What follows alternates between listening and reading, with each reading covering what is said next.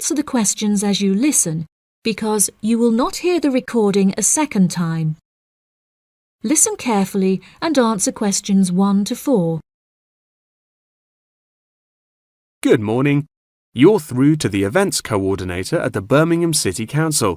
How may I help you? Hello there. My husband and I are interested in purchasing tickets to the automobile exhibition, but I couldn't find many details about it on your website, and I was wondering whether you could provide me with some more information. Does it open in June? Yes, of course, madam.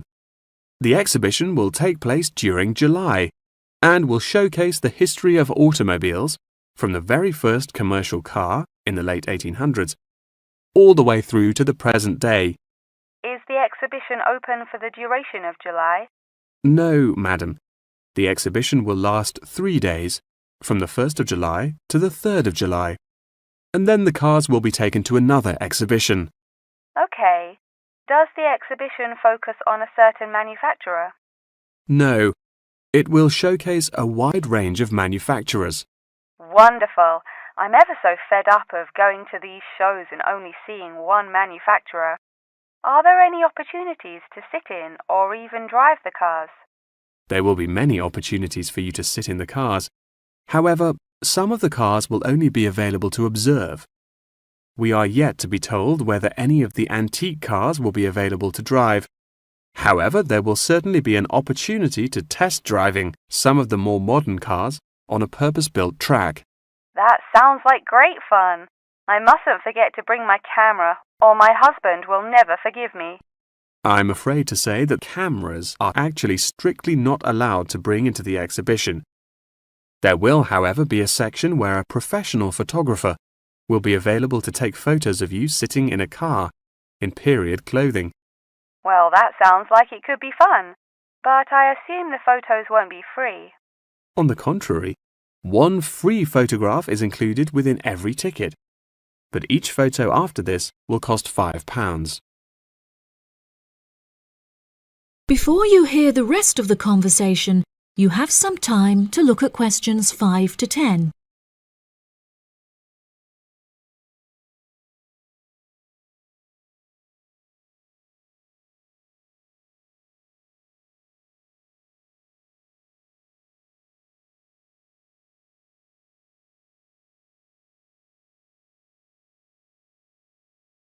Now listen and answer questions 5 to 10. That's a nice surprise. Not many things are free anymore. I've been asking around about the ticket prices, but I haven't yet had a definite answer. Is it correct that the tickets are £100, whether you buy them now or on arrival? I'm afraid not. If you buy the ticket in advance, the price is £110, but it's £165 on the door. Oh, goodness. I suppose I'd best pay for them now then. Is it possible to buy tickets from you now over the phone? Yes, of course, madam. I'll transfer you to the box office manager, Mark Edgeworth. That's EDGEWORTH.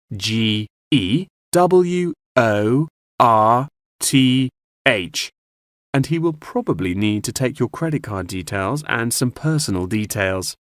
Yes, that's fine. Before you transfer me, I just need to ask a few more questions. Will the exhibition be held in the Birmingham Exhibition Centre? I think that's where I went last time. No, madam. The Birmingham Exhibition Centre is currently undergoing some renovations, so this year all exhibitions will be held in the Summer Palace. Summer Palace? I'm not entirely sure where that is. Well, it's not too far from City Centre. Once you're in the centre, you should be able to find signs for the palace. If not, most people in Birmingham will be able to direct you. Neither my husband nor I am particularly good with directions. Is there anywhere I can find this information on the internet? Our website will give you an address.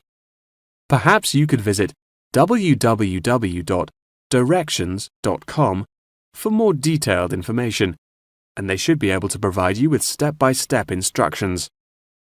Okay. And is this the best way to contact you, by phone? I think the most convenient way to contact us is inquiring online. which is much simpler than having to dial various different numbers to reach the right person. Unless you have any more questions, I'll transfer you now. No, that's great. Thank you for your help. That is the end of section 1.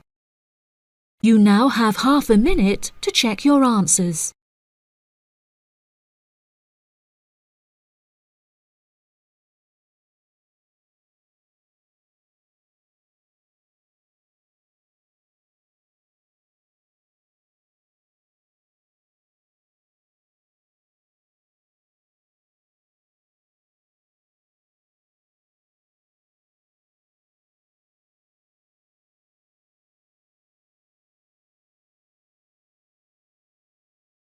Now turn to section 2. Section 2.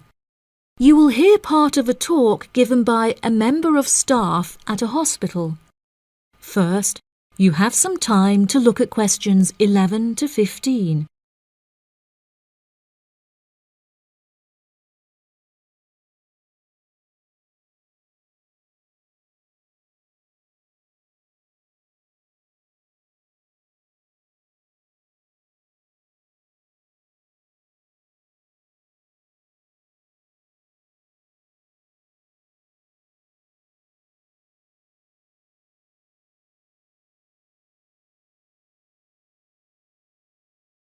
Now listen carefully and answer questions 11 to 15.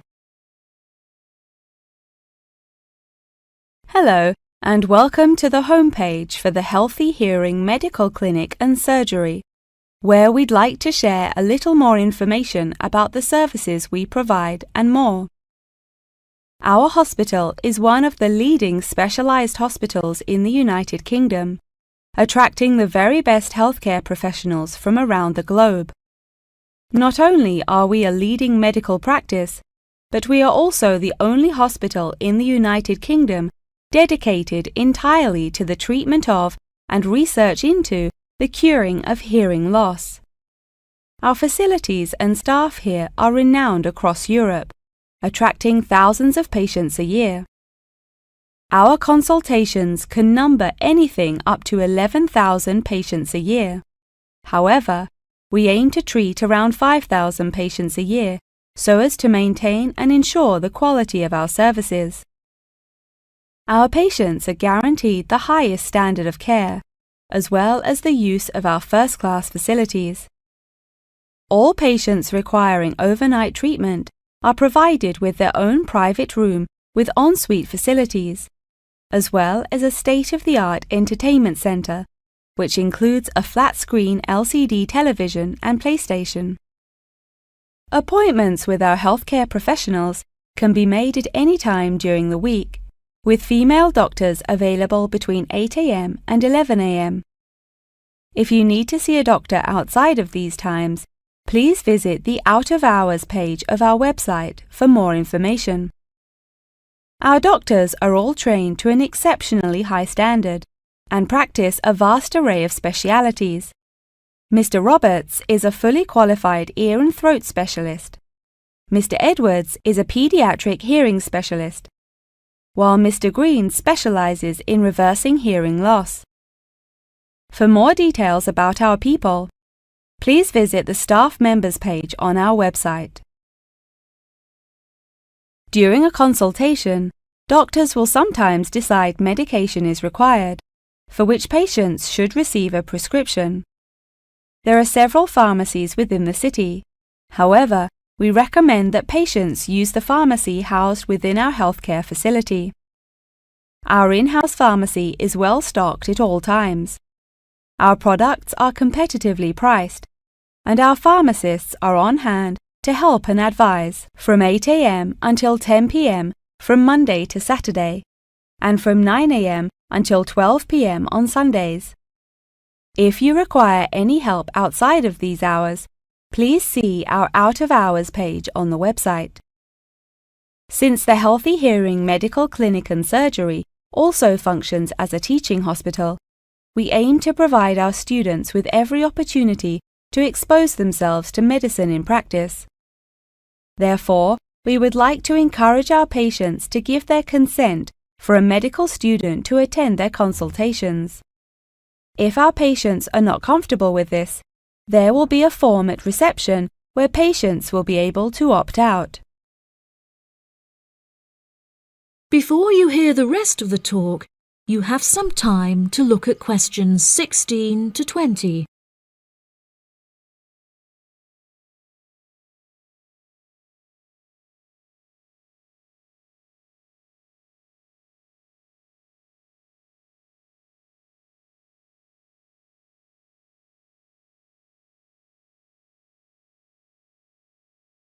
Now listen and answer questions 16 to 20. Now, please look at the map I've given you of the Healthy Hearing Medical Clinic and Surgery. For those not familiar with our practice, reception can be found through the main door at the end of the corridor. If your consultation is booked with Mr. Green, you need to go through the main door and turn right by the nurse's desk, and his office is at the end of the corridor on your left-hand side. If you need to alter any of your personal details, please visit our secretary at the Office for Medical Records, which you will find next to the therapy room. If you're awaiting surgery, please first check in with reception before taking the first door on the right after you enter the clinic. Finally, in the event that you feel disappointed with any of the services we have provided, or have any further questions, please locate our manager's office, which can be found near the Office for Medical Records and between two closets. If you have any more questions about the Healthy Hearing Medical Clinic and Surgery, please do not hesitate to contact us on 01 256 111 111. That is the end of section 2. You now have half a minute to check your answers.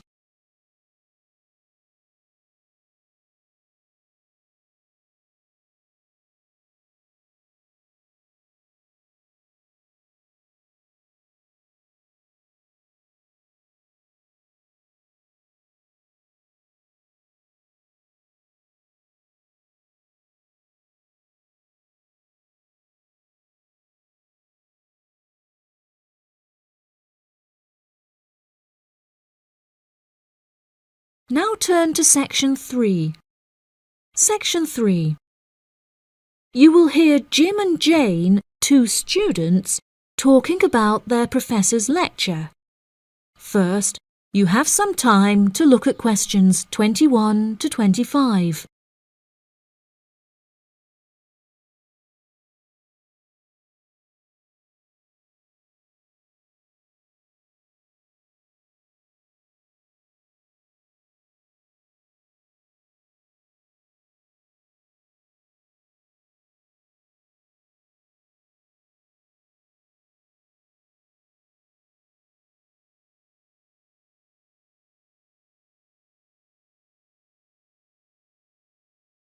Now listen carefully and answer questions 21 to 25. Jane, what did you think of Professor Morgan's lecture? I don't know about you, but I find it incredibly difficult to believe that light influences the environment as much as he says. I've never seen any journal articles, websites or anything that verifies his arguments. It's stupid. On the contrary, I've seen a great deal of research supporting his argument from a wide range of renowned scientists. Have you looked at the recommended textbook listed on the course outline given to us at the beginning of the semester? All the information is in there. Perhaps you've just been looking in the wrong places. I never look at the course outlines. I have so many loose sheets of paper I tend to lose anything I'm given by the end of the day. What's the textbook they recommend? And where can I get it from? I should probably go buy it soon. I'm already behind in the course. Yeah, you definitely should buy it. And our grades are more important this year. It's called The Influence of Light on the Environment. You should be able to find it in the bookshop on campus. If not, they'll order it within 2 weeks. In the meantime, you should read up on Ken Simpson's work. He argues that in order to protect natural habitats, governments should endeavour to turn off lights in cities at night. Well, that's controversial. I doubt any government would be willing to do that any time soon. I imagine roads would become quite dangerous without street lighting. For this issue, Dave Kepler suggests they could just replace the existing lights with more environmentally friendly bulbs. They could even install solar-powered lights. That way, roads will be more eco-friendly while maintaining safety. Although I guess they wouldn't be particularly effective in colder countries, especially during the winter. That's quite a good idea, actually. The price of solar power is supposed to be on par with electricity within the next few decades, and it was on the news this morning. I've also heard that, according to Sharon Gray, in countries with more sunlight, insect-eating animals tend to be smaller in size. Since there are fewer insects, and the remaining insects produced a smaller number of eggs. Yeah, I think I read somewhere that sunlight also has a negative effect on the quality of water, but I'm not sure I believe it. In many hot countries, particularly developing countries, there is a lot of water pollution caused by factories rather than sunlight. Nevertheless, Maria Jackson says that in direct sunlight, the surface of the water becomes more translucent. Therefore, it affects the amount of sunlight that aquatic insects can absorb. Not much research has been undertaken to prove Jackson's theory, but it seems to have been widely accepted anyway. I've never heard of that. I'll have to look it up on Google. The only other theory I've studied is Barbara Swallow's study on how declined insect population adversely affects the frog population. Not that I'm complaining. I hate insects, especially spiders. You have arachnophobia? I never would have guessed. Didn't your brother have a pet black widow spider? Yes, he did, and I hated it. It escaped from its cage once, and we never found it. I had nightmares for months. Before you hear the rest of the conversation, you have some time to look at questions 26 to 30.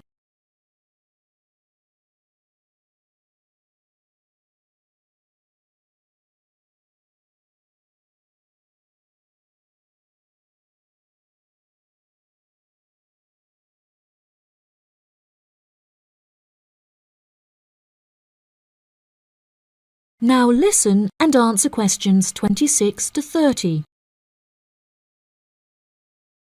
Okay, now I'm getting goosebumps. Let's change the subject.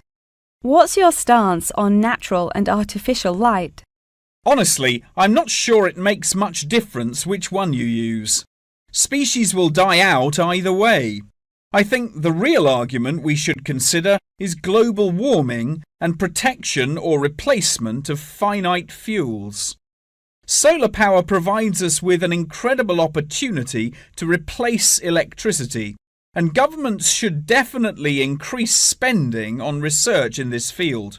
The theories discussed in our lectures, like Simpson's and Gray's, are so vague and lack proof, so I don't understand why we even study them.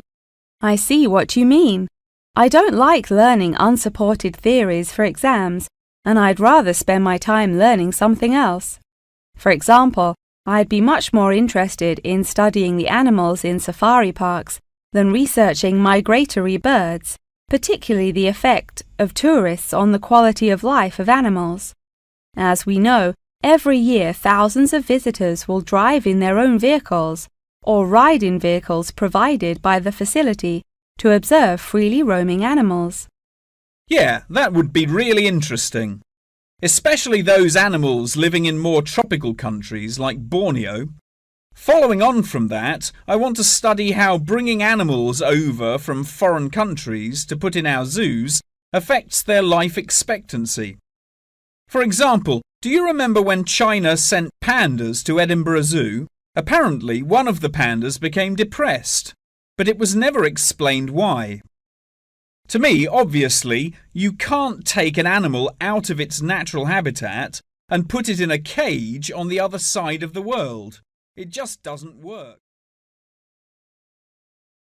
That is the end of section 3. You now have half a minute to check your answers.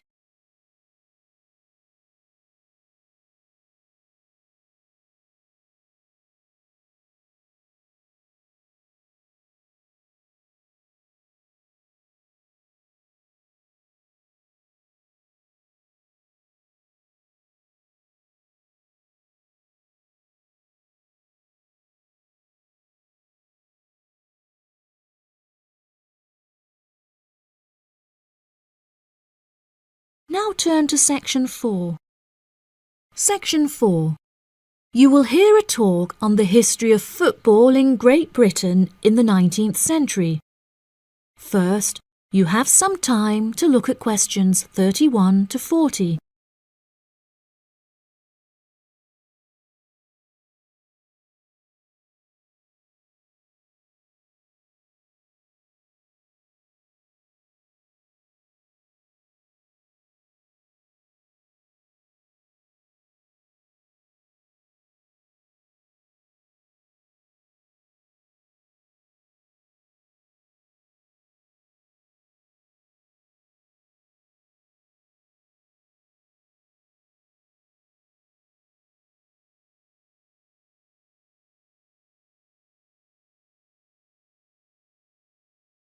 Now listen carefully and answer questions 31 to 40. Great Britain is often hailed as the home of football, with talented players travelling from far and wide to play for teams in the English Premier League, one of the most popular football leagues on the planet. Today we are going to take a look back to the 19th century Great Britain, in an attempt to trace the evolution of the beautiful game, as it is now known. Prior to the 19th century, the game featured a wide variety of local and regional adaptations, which were later smartened up and made more uniform to create our modern-day sports of association football, rugby football, and Ireland's Gaelic football. Even up to the mid-19th century, Shrovetide football, or mob football, was still widely practiced. According to the rules of mob football, there were no rules. A player could legally use any means whatsoever to obtain the ball, such as kicking, punching, biting, and gouging, with the only exceptions being murder and manslaughter. These games may be regarded as the ancestors of modern codes of football, and by comparison with later models of football, they were chaotic and had few cooperation. Towards the latter end of the 19th century and moving into the early part of the 20th century, however, there appeared a newfound emphasis on moral values in football. Perhaps a more modern example of this can be seen in John Terry's suspension as England captain, following reports of his infidelity to his wife. Furthermore, as mob football died away, there grew a greater concern for players' health and general well-being, with many clubs affording their top players access to frequent medical checkups and treatment.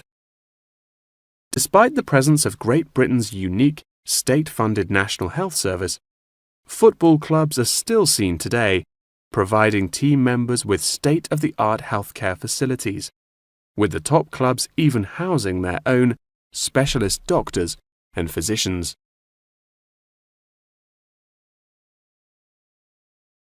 Today, football is a key feature of school children's day-to-day education, particularly for boys.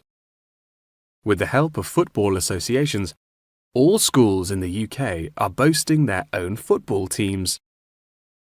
This mainly comes as a result of pressure put on schools and the government by concerned parents, who felt that football education taught their children valuable lessons and indeed vital life skills, such as teamwork and a drive to succeed. Nowadays, many of the UK's top football clubs provide training facilities and outreach programs in an attempt to educate the nation's aspiring youths. As I previously mentioned, it was only during the 19th century that football in its uniform concept truly began to emerge, with footballers previously playing according to their own versions of the rules. However, it was not until the early 20th century that different players actually began to play according to these standardized rules. Prior to the 19th century, football was played by all the major English public schools, including the likes of Eton College, Winchester College, and Harrow. In 1848, there was a meeting at Cambridge University in an attempt to lay down the laws of football. Present at the meeting were representatives of each of these major public schools, whom each brought a copy of the rules enforced by their own individual school's rules of football. The result of the meeting was what is now known as the Cambridge Rules, thereby uniting the rules from across the country into one simple document. However, the Cambridge Rules were not liked by all, and a new set of rules, Thring's Rules, compounded in the book The Simplest Game, became commonplace among dissenters. Across the country, improvements in infrastructure and public transport had a knock-on effect of dramatically increasing attendance to football games. Football quickly became a social event where spectators would meet friends, drink tea, and chat about the good old days. As football became more and more popular, it was decided that more money should be invested in maintaining the quality of pitches, amongst other things, and there was even talk of installing seating for spectators. However, the question of who was to foot the bill quickly became a divisive issue, with many believing that the government should fund football's development as a national sport. But in the end, the onus fell upon Britain's local and regional football clubs for the funding and development of the Football Association. They became responsible for the upkeep of football grounds, began to pay their best players a small salary, and organised competitions against other local and regional teams. And there began England's Football Association, or the FA, as we know it in its current form, the governing body of football in England. As the FA continued to grow and accumulate greater wealth, it was able to attract more and more talented young men from across the country, before finally accepting professional talent in the early 20th century. Today, football is played at a professional level all over the world. Millions of people regularly go to football stadiums to follow their favourite teams, while billions more watch the game on television or on the internet. That is the end of section 4. You now have half a minute to check your answers.